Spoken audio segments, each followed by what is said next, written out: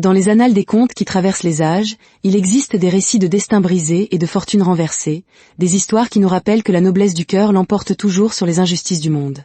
Celle que nous allons vous narrer aujourd'hui est l'une d'entre elles. On la disait fille de rien, porteuse de malheur. Le jour où le prince vint au village pour choisir son épouse, on lui signifia que sa place n'était pas au palais. On l'envoya chercher de l'eau à la rivière, tandis que les autres jeunes filles dansaient, ondulant leurs hanches pour séduire le sang royal. Mais le destin, ce tisseur d'histoires imprévisibles, avait d'autres plans. Car c'est là, au bord de l'eau, qu'elle fit une rencontre qui allait bouleverser le cours de son existence à tout jamais. Le coq n'avait pas encore salué l'aube, mais Kamsi était déjà debout, traînant ses pieds fatigués à travers la cour, un seau en fer rouillé dans une main, un balai dépenaillé dans l'autre. Ses paupières étaient lourdes, son estomac gargouillait de faim, ses genoux vacillaient, mais elle n'osait pas s'arrêter.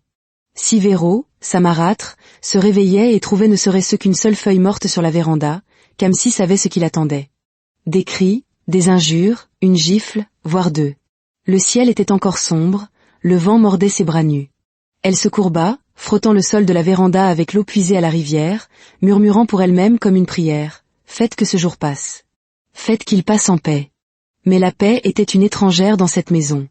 Alors qu'elle essorait son chiffon, elle entendit la voix tonitruante et familière gronder de l'intérieur. « Fille inutile, tu es encore là ? Qui va laver les latrines ? Qui va chauffer l'eau ? Attends-tu que tes ancêtres viennent t'aider ?» Kamsi sursauta, attrapa vivement son seau et se précipita vers l'arrière-cour. Avant même que le soleil n'ait pleinement gravi l'horizon, elle avait déjà puisé l'eau à la rivière, balayé la cour, fait la vaisselle, cueilli des feuilles de basilic dans le jardin et préparé le bois pour la cuisine. Tout cela, le ventre vide. Sa vie n'avait pas toujours été ainsi. Il fut un temps où l'amour habitait cette maison. Sa mère, Ada, avait été le joyau du village. Une voix douce, un rire éclatant, des mains tendres. Chaque recoin de la maison embaumait autrefois le parfum de sa soupe, de son parfum, de sa joie. Kamsi se souvenait de l'étreinte de sa mère. Chaleureuse, pleine, rassurante.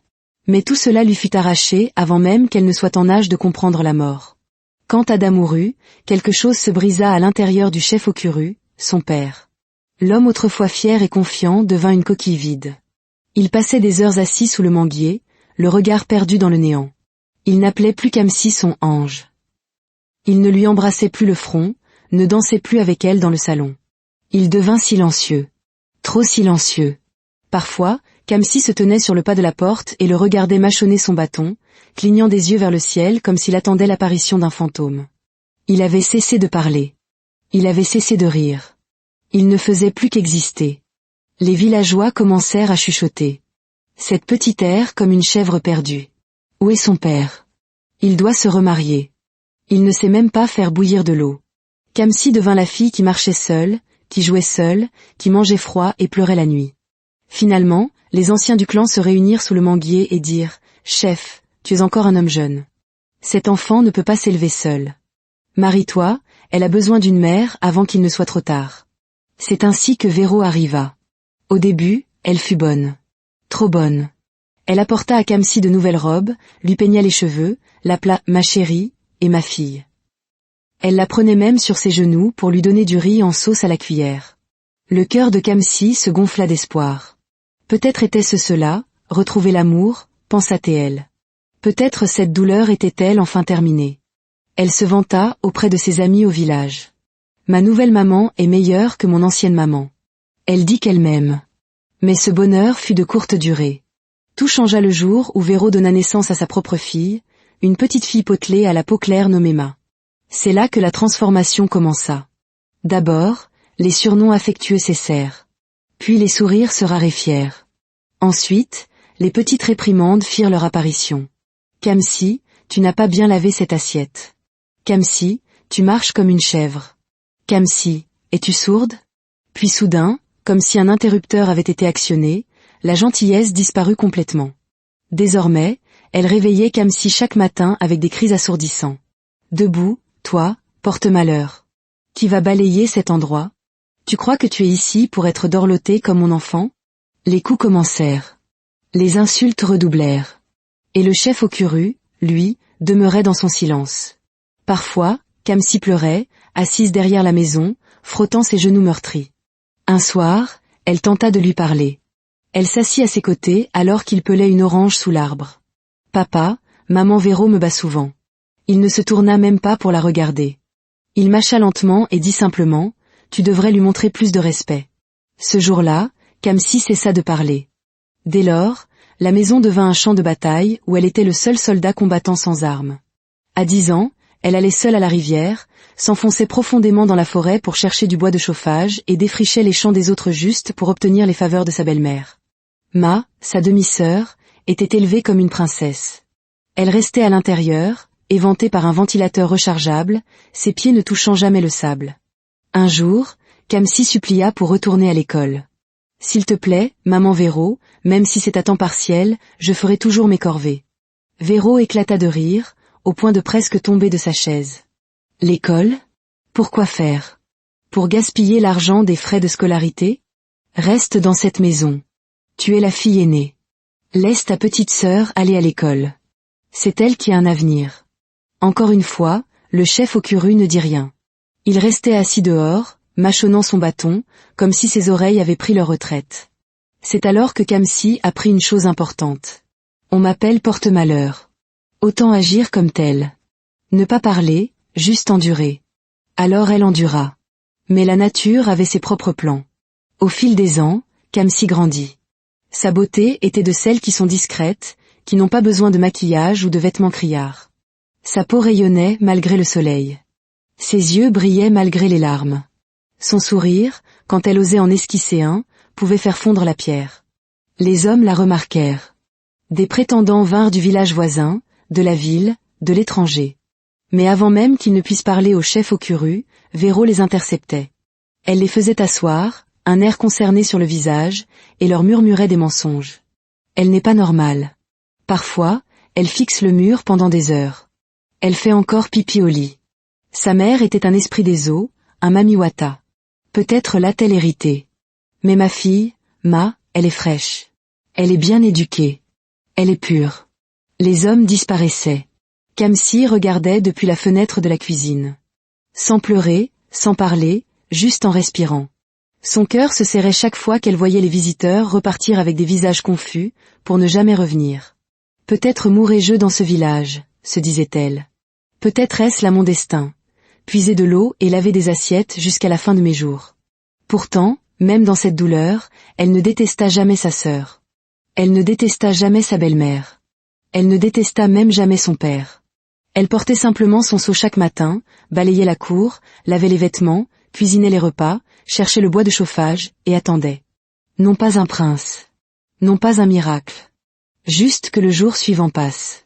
C'était un après-midi brûlant, à Umudik. La poussière s'élevait dans l'air. Les feuilles des arbres ne prenaient même pas la peine de frémir. C'était ce genre de chaleur qui poussait les gens à murmurer plutôt qu'à crier. Kamsi portait son bidon jaune en équilibre sur la tête, des perles de sueur coulant sur ses tempes. Ses pieds étaient poussiéreux, son pagne était noué fermement sur sa poitrine. Son dos était légèrement courbé, mais ses yeux étaient fixés droit devant. Elle revenait de la rivière, seule, comme toujours. Personne ne lui proposait jamais d'aide. Même les garçons du village qui l'admiraient en secret détournaient maintenant le regard, non pas parce qu'elle n'était pas belle, mais parce que sa souffrance portait un poids qui mettait les gens mal à l'aise. Elle était presque au portail de la maison de son père quand elle entendit le son des tambourogènes, suivi des trompettes des messagers royaux. « Rassemblez-vous, rassemblez-vous. Que toutes les maisonnées ayant des jeunes filles à marier sortent et écoutent. » Le village entier se précipita sur la place. Kamsi resta immobile sur le bord de la route, l'eau clapotant dans son bidon. Son cœur s'accéléra. Le prince Ephani, fils de notre grand roi Agufi, est revenu d'Amérique pour choisir une épouse. Annonça le plus grand des gardes royaux. Dans 7 jours, il y aura un grand concours de danse. La jeune fille choisie deviendra l'épouse du prince.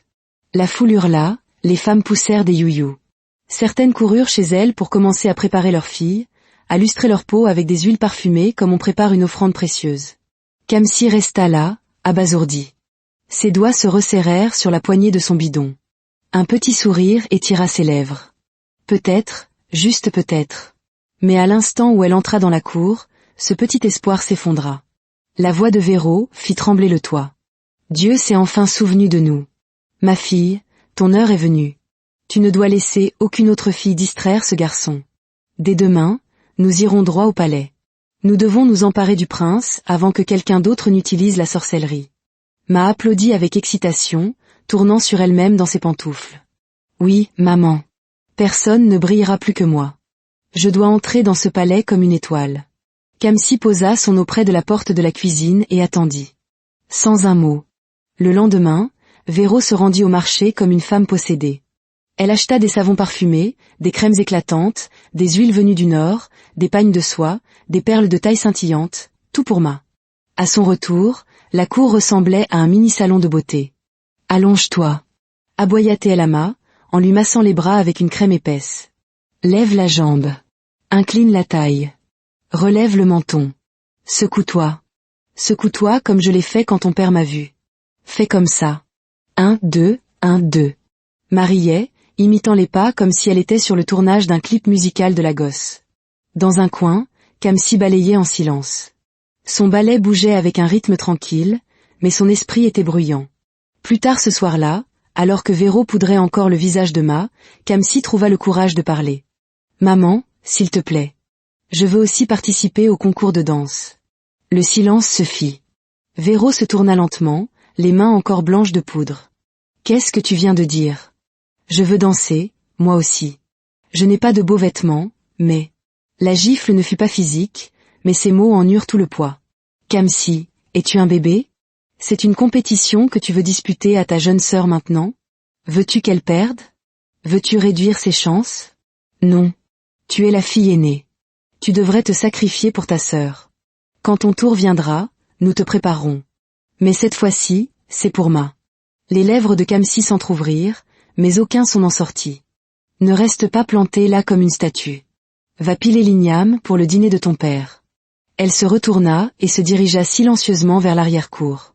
Cette nuit-là, pendant que Ma se prélassait dans un bain de lait, Kamsi se frottait les pieds avec une pierre.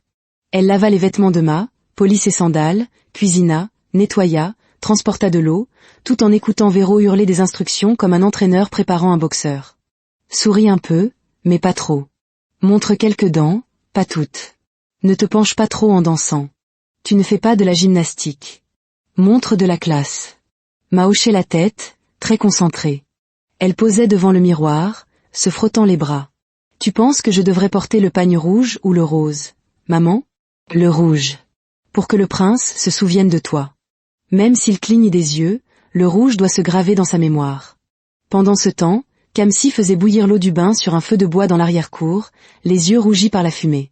Parfois, elle parcourait de longues distances pour trouver un savon spécial dans le village voisin.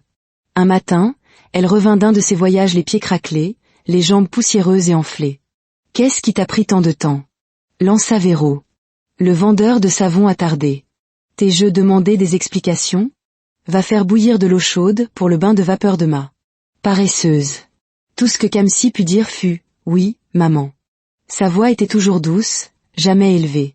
Le chef au curru restait assis dehors, mâchonnant son bâton, toujours silencieux. Il voyait tout. Il entendait tout, mais il ne disait jamais un mot.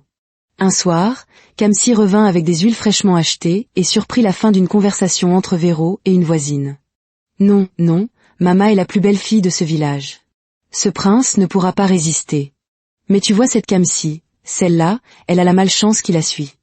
Même si elle danse d'ici à l'année prochaine, aucun homme de sang royal ne la choisira. Notez bien mes paroles. » La voisine rit bruyamment. Kamsi laissa tomber les huiles et se dirigea vers la cuisine sans un mot. Ses yeux ne sillèrent pas. Ses mains ne tremblèrent pas. Elle était habituée. Dans les jours qui suivirent, la cour se transforma en terrain d'entraînement. Chaque jour, Véro criait comme un maître de cérémonie de mariage. Ma tourbillonnait, posait, dansait et répétait ses sourires. Des visiteurs venaient l'admirer.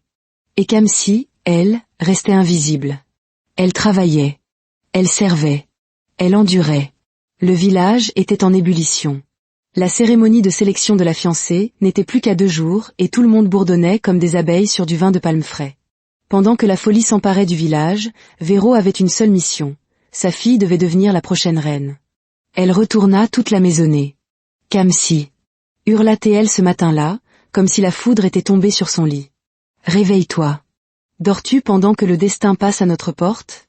Nous avons besoin d'eau.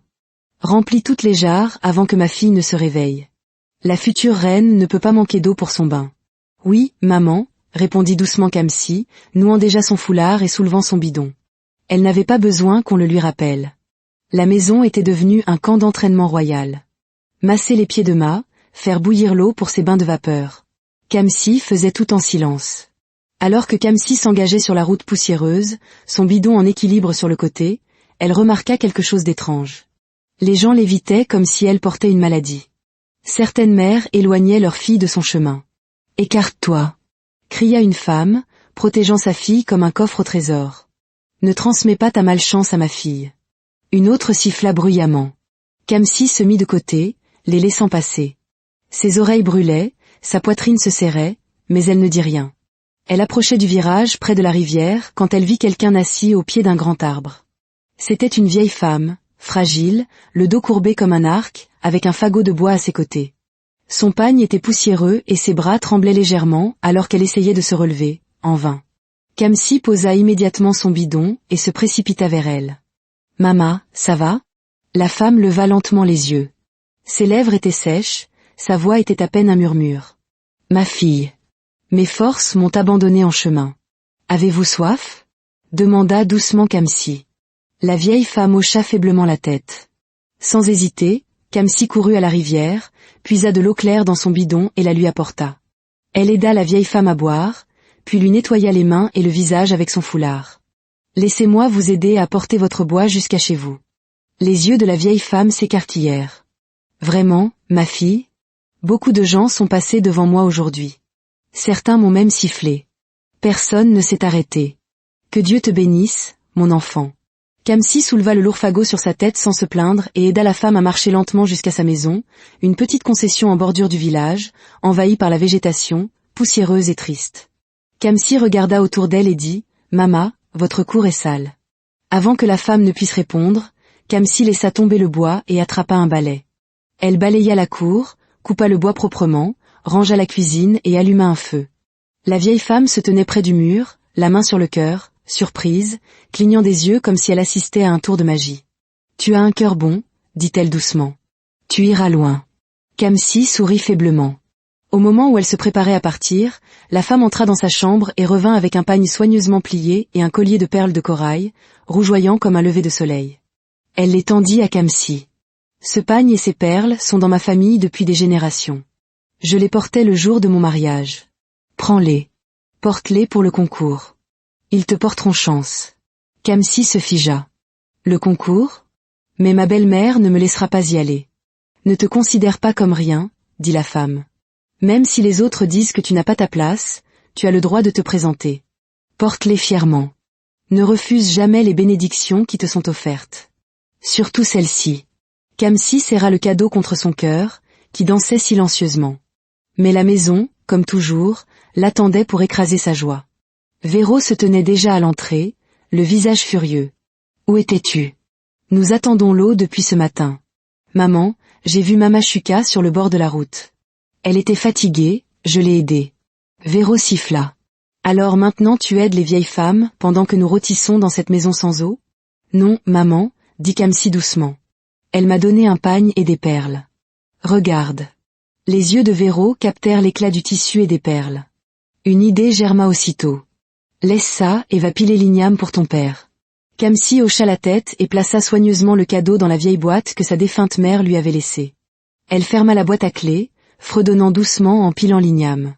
Cette nuit-là, quand la maison fut silencieuse, Véro se glissa dans la chambre de Kamsi sur la pointe des pieds. Elle se dirigea vers la boîte, l'ouvrit, prit le pagne et les perles, et les cacha sous sa propre pile de vêtements. Le lendemain matin, Kamsi sauta du lit, rayonnante.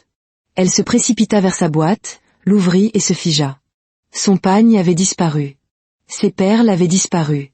Elle poussa un cri. Les larmes jaillirent. Elle fouilla la pièce, souleva son matelas, courut à la cuisine. Rien. Puis elle courut à la porte de Véro. « Maman, maman, mon pagne spécial a disparu. » Véro ne leva même pas les yeux. « Alors tu as été négligente. Tu l'as perdu. Mais je l'avais enfermé dans ma boîte. Ne me dérange pas ce matin. Va te trouver du travail. » Kamsi resta immobile, le corps tremblant. Elle retourna dans sa chambre et s'assit par terre. Le seul cadeau qu'elle ait jamais reçu dans sa vie. Disparue. La seule chose qui l'avait fait sourire depuis des mois. Disparue. Elle ne mangea pas ce jour-là. Elle ne parla pas. Et pour la première fois depuis longtemps, elle commença à croire que peut-être était-elle vraiment maudite. Il faisait encore nuit lorsque les coqs commencèrent leur chant. Mais Véro était déjà sur pied, nouant son pagne doré avec une concentration militaire. C'était le jour J. Le jour où sa fille danserait pour entrer dans la royauté. « Kamsi !» cria-t-elle, frappant une marmite en fer avec un bâton comme on réveillerait une chèvre récalcitrante. « Lève-toi de cette natte avant que je ne te verse de l'eau dessus. » Kamsi se leva immédiatement. Elle aida Ma à préparer son bain, mélangeant les huiles spéciales et les parfums. L'air embaumait la vanille et le désespoir. Elle massa les bras de Ma, frotta de la crème sur ses jambes, tout cela en silence. Véro rayonnait. « Kamsi !» aboya-t-elle. « Nettoie cette maison avant notre retour. Remplis les jarres d'eau. Ramasse du bois. Si je reviens et que je vois une seule mouche danser sur mon sol, tu dormiras dehors. » Kamsi déglutit, puis dit doucement, « Maman, puisque je ne suis pas autorisée à participer, puis-je au moins venir regarder ?» Véro se tourna brusquement, les yeux flamboyants. « Regarder quoi ? Pour déshonorer ton père en public ? Reste ici et fais ce que je t'ai dit. »« Oui, maman, » murmura Kamsi, baissant la tête. Alors que Véro et Ma rejoignaient le flot de villageois se dirigeant vers le palais, Kamsi prit tranquillement son bidon. La route était vide. Quand elle atteignit la rivière, elle se pencha et commença à puiser de l'eau. Ses bras bougeaient lentement, comme si ses os étaient faits de brindilles mouillées. Puis elle entendit des pas. Elle leva brusquement les yeux. Un homme marchait vers la rivière. Il était vêtu simplement, une chemise blanche aux manches retroussées et un pantalon brun. Pas de couronne, pas de garde, pas d'air d'importance. Juste un sourire chaleureux. Il se pencha, s'aspergea le visage d'eau, soupira profondément, puis la regarda. « Bonjour, dit-il. » Kamsi sursauta légèrement, surprise. « Bonjour, monsieur. S'il vous plaît, puis-je avoir un peu d'eau à boire ?» Sans hésiter, elle puisa de l'eau claire et la lui tendit dans une feuille en coupe. Il but et sourit à nouveau. « Merci. »« De rien, monsieur. » Il y eut une courte pause. « Vous êtes seul, dit-il. Pourquoi n'êtes-vous pas au palais ?» Elle hésita, puis parla avec un petit rire sec. « On dit que le palais n'est pas pour les gens comme moi. On m'a dit que je suis maudite, que je dois rester à ma place. » Il fronça les sourcils. « Et quelle est votre place ?» Elle esquissa un petit sourire fatigué. Puiser de l'eau et balayer. Il y avait quelque chose dans sa voix, si calme, si résignée, qui le toucha profondément. Il s'approcha. « Vous êtes une belle jeune femme. Si le prince ne vous choisit pas, il doit être aveugle. » Elle rit, mais sans éclat. « Comment le prince pourrait-il me voir ? Nous sommes de mondes différents. J'espère qu'il choisira ma jeune sœur, Ma. Elle est belle et elle a bon cœur. » L'homme la dévisagea comme s'il voyait un ange caché sous la poussière. Il lui prit le bidon des mains. « Vous n'avez pas à faire ça, » protesta-t-elle. « Les beaux hommes comme vous ne portent pas de fardeau. Et les belles femmes comme vous ne devrez connaître que la légèreté, » répondit-il. Il gagna la dispute. Il souleva le bidon et la suivit. Ils puisèrent de l'eau, parlèrent de la ville, de pizza, de cinéma, de routes éclairées. Kamsi souriait comme une enfant qui imagine le paradis. Il la suivit 5 fois à la rivière, portant chaque bidon. Personne ne l'avait jamais autant aidé. De retour à la maison, il attrapa un balai et essaya de balayer. Elle éclata de rire. « Non, non, pliez la taille. Vous ne pouvez pas balayer avec les jambes droites. » Ils rirent de nouveau. « Avez-vous faim ?» demanda-t-elle. « Je peux préparer de l'igname rôti avec de la sauce. S'il vous plaît, je ferai même la vaisselle si vous le faites, » répondit-il comme un garçon. Ils s'assirent sur une natte et mangèrent ensemble. Il se lécha les doigts. Elle rit encore. Mais quand elle entendit un chien aboyer au loin, son sourire disparut. « S'il vous plaît, partez, » murmura-t-elle. « Si ma belle-mère revient et vous voit ici, ce sera un scandale. » Il hocha la tête, se leva et lui sourit une dernière fois. Pendant ce temps, au palais, c'était le chaos. Le prince était introuvable. Les jeunes filles avaient dansé comme si leur vie en dépendait. Ma, vêtue du pagne volé à Kamsi, brillait comme un feu sous le soleil. Après la danse, un garde royal s'avança. La fiancée choisie sera visitée dans quelques jours. Des présents royaux seront envoyés à sa demeure. Ma était fière. Véro était certaine. Ce soir-là, Au palais, le roi faisait les 100 pas. Le prince et Fanny entra, un large sourire aux lèvres. « Où étais-tu » rugit le roi. « Nous organisons tout cela, et tu disparais. » Le prince et Fanny resta calmes, ses pieds encore poussiéreux des routes du village. « J'ai déjà trouvé ma fiancée, père. »« Quoi ? Qui ?» ?»« Kamsi, dit-il doucement. Elle vit chez le chef au Kuru. Elle m'a donné de l'eau quand j'avais soif. Elle portait du bois comme si ce n'était rien. Elle souriait à travers la douleur. Son cœur. Il est si rare. » Le roi regarda son fils longuement. Puis il sourit. « Si elle est celle que tu dis, alors nous avons trouvé notre reine. Garde. Envoyez les présents à sa famille demain. Que sa dot soit payée. » Le lendemain, un cortège royal apparut sur la route du village. Des gardes apportaient des ignames, des chèvres, de somptueux pagnes, des perles de corail, des sacs de riz, de l'huile de palme et un coffre rempli d'argent. Quand Véro les vit approcher, elle n'eut pas besoin de confirmation. « Je l'avais dit. Ma fille a gagné. » Les messagers royaux s'avancèrent. « Le roi nous envoie. Le prince a trouvé une fiancée dans cette maison. Dans 3 jours, la famille royale viendra pour le mariage. » Véro cria si fort que les oiseaux du village s'envolèrent. La vie de Kamsi se transforma en camp de travail forcé pour préparer le mariage. Elle travaillait de l'aube au crépuscule, sans repos, tandis que m'a été traité comme un œuf précieux. Le jour du mariage, la cour était en effervescence. Véro courait partout, criant des ordres. Alors que la cérémonie allait commencer, elle appela Kamsi. « Va chercher du bois. Les traiteurs en manquent pour la soupe de viande de chèvre. » Kamsi leva les yeux, épuisé. « Maman, nous avons assez de bois pour une semaine. Je suis fatiguée. » Véro la foudroya du regard. Kamsi n'insista pas. Elle prit son panier et partit pour la forêt, tandis qu'un festin de mariage battait son plein dans la maison de son père. Quelques heures plus tard, le cortège royal arriva enfin. Le prince et Fanny rayonnaient. La famille royale fut installée, la dot payée. Puis on amena la mariée, parée de riches pagnes et de perles, la tête couverte d'un voile de dentelle. Le prince et Fanny se leva. Il souleva doucement le voile et se figea. « Quelle est cette mascarade ? Qui est-ce ? Ce n'est pas ma fiancée. » Le village entier retint son souffle. Vero se avança, confuse. « Mon prince, c'est votre fiancée, ma fille, celle que vous avez choisie. » Et Fanny secoua lentement la tête, le visage calme mais ferme. « Non. La femme que je veux est Kamsi. Elle est une jeune fille de cette maison. » La foule poussa un cri. Le roi se leva. « Mon fils m'a parlé de Kamsi. Nous sommes ici pour elle. Où est Kamsi ?» La voix du chef au Kuru trembla. « Elle est partie chercher du bois dans la forêt. »« Garde !» ordonna le roi. « Allez chercher Kamsi, la future reine de ce royaume. Trouvez-la où qu'elle soit et amenez-la ici. Et personne ne bouge jusqu'à son arrivée. » Loin dans la brousse, Kamsi ramassait du bois lorsque les gardes du palais l'entourèrent. « On vous attend !» cria l'un d'eux. « Qui m'attend ?» demanda-t-elle, choquée. Le roi, la reine, le prince, tout le village. Dès qu'elle entra dans la cour, tous les yeux se tournèrent vers elle. Le prince et Fanny se leva et la désigna avec un sourire fier. « C'est elle que je veux épouser. » Kamsi était abasourdi. Sa bouche s'ouvrit, mais aucun mot ne sortit. « Vous êtes le prince ?» Il rit. « Disons que j'étais en mission d'infiltration. Mais je vous ai fait balayer.